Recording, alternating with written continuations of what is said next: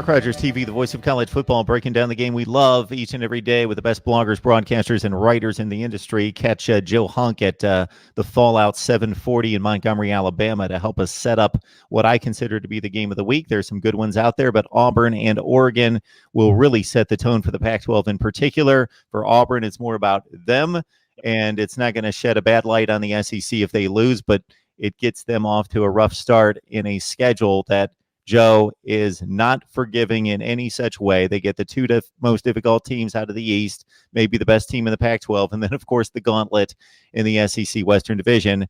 And here we go. No, and the thing about Auburn that makes it so bad for this football team is because the schedule is so difficult on the front end. And that is where, if you're an Auburn Tigers fan, this team may be very good, but in all reality, you're starting a true freshman in a very difficult situation. And so if you're an Auburn fan, like the hope is and the thought is, hey, we want to go undefeated. We want to be playing in the SEC championship. We want to play in the college football playoff. But when you look at this schedule and how difficult it's going to be after Oregon, and, you know, they have two cupcakes, which who cares about those? Those are basically spring games. But then you start getting into this extremely difficult schedule. And now you're talking about a team that honestly at the end of September could be 500. And you still have Georgia and Alabama at the very end of the football season. And so, yeah, for Auburn, it's not going to be a black eye on this conference, but it is going to be a black eye on Auburn. And unfortunately, with, you know, everybody, anytime this team loses, it's always going to go back to Gus Malzahn and his tenure, because Auburn is a team that expects, or their fan base expects, at least a 10-win season every single year. Now, you and I know, and knowing the history of Auburn, that's not really a realistic thing, being that this team hasn't won back-to-back or had back-to-back 10-win seasons since the 80s, that they should be this football team that should just be happy with getting 9 or 10 wins. But in this state, with everything that is happening, with a fact that not only Alabama's winning national championships, but even right down the road from us, 30 to 40 minutes, you have a Troy football team that's win 10 and 11 football games every single year. You know, you're falling behind. UAB just won the CUSA championship. So, I mean, in this state, it's all about championships, and that is what the focus is always going to be for the Auburn Tigers. Yeah, if you take the slice of Auburn football going back to 2010, and you take that and you place it in different points in history against what Alabama did, even though Alabama's been maybe the greatest program of all time, it measures up fine, because we just won a national. Auburn fans at different points in history would be still looking back to 2010 saying, we just won a national championship 9 years ago. We just went to a national championship game 6 years ago. Everything's good. Yeah, I wasn't too happy with 8-5 last year, but everything's good. But the standard and the direct comparisons, Alabama and what they do each and every year. So It's not fair. No, it isn't fair. And you can, and honestly, you should look back at that 2010 season and see how special it was. The thing that hurts is you go to then 2 years later, and with Gus Malzahn as the head coach, you go to the national championship game, and whichever way you want to look at it, if Chris Davis can stop Kelvin Benjamin, or if Trey Mason would have just fell down on the 1 yard line and killed a little bit more time, Auburn wins 2 national championships in 3 years or 4 years. So it is one of those scenarios that in this state, things are unrealistic, and we understand that. But now when you have a head coach that is making the money that he is making, you expect the wins to be coming, and 8-4 isn't going to cut it. 7-5 is definitely not going to cut it. And so now you start off a season with an Oregon football team, which honestly, many of us thought going into about January of this year, going into the national championship game, that, you know, maybe even Justin Herbert wasn't even going to be the quarterback at Oregon. And it was going to be a scenario very similar to last season when Alabama was playing Louisville, but Lamar Jackson was not going to be the quarterback. So we thought it was going to be different, but then he decides to stay. And now you're looking at an Oregon offense that, even with the injuries, is very, very good. And they have a very good offensive line.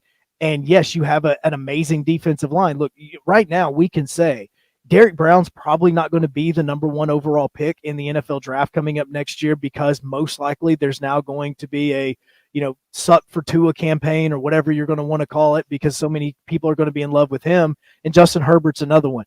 But Derrick Brown's working on a top 5 draft pick. He is that good of a defensive lineman, and you're going to see it. But thing is Oregon has an amazing offensive line, and it's going to be a challenge. Joe, what does it say for the SEC when Oregon is not necessarily the favorite in the Pac-12, but they're one of the favorites? They're like on the top line. There's like a bunch of teams that's so balanced in the Pac-12, but it's kind of like who's going to win this thing? Utah, Stanford, Washington, Oregon. So they're on the top line. Auburn's considered by very few to be a serious challenger for the SEC championship. They've got a freshman, true freshman, starting his first game. And then Oregon has what is likely, as you just pointed out, the number one selection in the NFL draft at quarterback. And Auburn, last I saw, was still a 3.5-point favorite. And I think what it has to do is you're going to see maybe the SEC biased of thinking, okay, well, this is the Pac-12, a team that can't even get somebody in the college football playoff.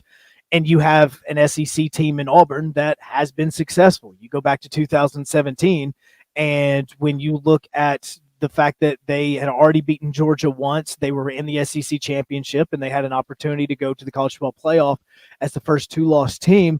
This team has history of being, halfway decent in big games. The problem with it is that, yes, you are starting a true freshman quarterback, a lineage quarterback in Bo Nix, because he is the son of Patrick Nix, who long time ago, 20, 25 years ago, 24 years ago or so, he led Auburn to an undefeated season himself. So there's a lot of questions when it comes to him. Now, the question for me is going to be for Bo, those first 2 or 3 snaps. And I don't know, obviously, by now, Auburn's already put the plays in. They already know what the first 2 or 3 plays are going to be. But, we were actually talking with John Parker Wilson, the former Alabama quarterback, and him and I were discussing the first few plays that he had in his first time when he was a starting quarterback for Alabama. And when I played even baseball, when I was in college, the first time I stepped into the plate, there was a numbness feeling that came over me. And there was, your eyes started acting weird. And there was a lot of things for you because of the fact that you were actually on this stage. And John Parker Wilson talked about the exact same thing. It's like, you prepare for this, you're ready for it. But the moment you step on that field, you're going to get a wave that comes across you. And it's going to take a few seconds for that numbness to kind of go away and for you to kind of finally get focused in on that football game. And he's going to have to experience that. And I'm going to be very interested to see what Auburn's first 2 or 3 play calls are going to, because I know Bo Nix is going to go through that as well. And so for him, it's going through this, making sure you have it. The good thing for him is that he's going to have some good wide receivers on the field with him. Seth Williams, who had been a little injured earlier in the fall camp, he's back healthy. The big 2 are going to be Will Hastings and Eli Stove. Both of them are coming off ACL injuries. They didn't practice for about half the fall camp, but then after probably about the second scrimmage, they got back into full contact practice, so they're going to be good to go. The only question mark is going to be Anthony Schwartz, and even with him and a broken hand, he's going to be at least available. What I think that's going to be is really he's going to be available for a lot of jet sweeps, because if you don't know, Anthony Schwartz is also one of the fastest athletes in not in college football, but also in the country. He also runs track for Auburn, and he has won a lot of championships by running track because of his speed. And so he has the potential of being an Olympic runner if he so chooses to go that direction. So that is kind of what you're looking at when it comes to this wide receiver core. He's got a lot of good pieces behind him, but then you also turn around and you look at somebody like Boobie Whitlow, who had a 800-yard rushing season last year. He's got to be more productive this year as well, and hopefully that can take a little bit of ease off of Bo Nix. Certainly a strength-on-strength matchup, as you alluded to, with the Oregon offensive line that's considered one of the best in the country, loaded with all Pac-12 performers and some of the best talent when you look at the prospectus for the NFL draft versus an Auburn defensive line that is the strength of the team.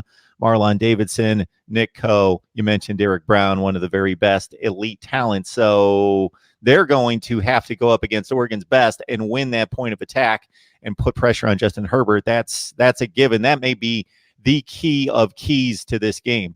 No, it should be the key to the game, because you have an offensive line, which people, obviously we kind of don't focus on it as much, but there's a former Alabama football player on this team, and Dallas Warmack as well for Oregon. And so you're going to see strength versus strength. What I would like to think is that you're going to see Marlon Davidson and Derek Brown getting a lot of pressure on Justin Herbert and making him. But the thing about Oregon's offense is they've got 2 rushers that almost totaled 2,000 yards rushing last year.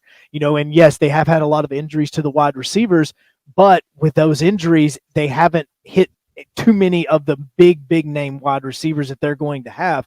So I am going to be interested to see how this defensive line actually begins to get pressure on the offensive line. And again, this is still the first football game of the football season. So, not everybody is going to come out looking like Clemson did, because Clemson honestly looked like the national championship was yesterday. And they're like, oh, well, we're good to go. Let's just continue to roll. Where you can go and you can look at Florida, you can look at Miami, and they have a lot of things that they're having to work out with Justin Herbert, with the way that this offense is going to be running, with him still having two really good tight ends as well. This is definitely a huge challenge, and it's going to take Derek Brown and Marlon Davidson and Nick Coe getting some pressure on him and trying to make him uncomfortable. Have you made a pick on this one, Joe? Oh. You don't have to make a pick. You don't have to. I don't know if you're into the prediction game, but and certainly if you've yet to make one, you don't need to make one here. No, it's the thing about it is all season long, all off season long, I should say. I've said I thought Oregon was going to win this football game because I believe in Justin Herbert that much. And when these injuries started piling up at the wide receiver position, it started bringing in some more questions for me when it comes to Oregon. There's a lot of people that are picking Auburn to win this football game.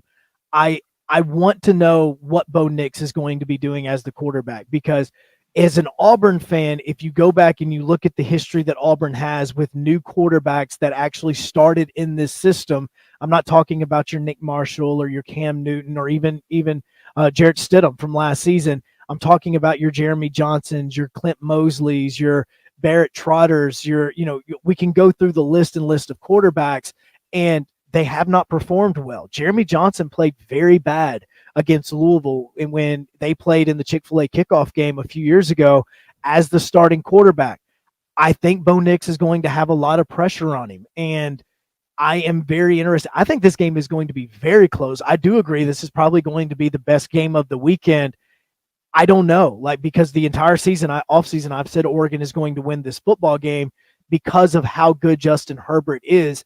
I would probably still lean that way just because of the fact that you still are going to have Juwan Johnson going to be there. You're still going to have Jalen Reed there.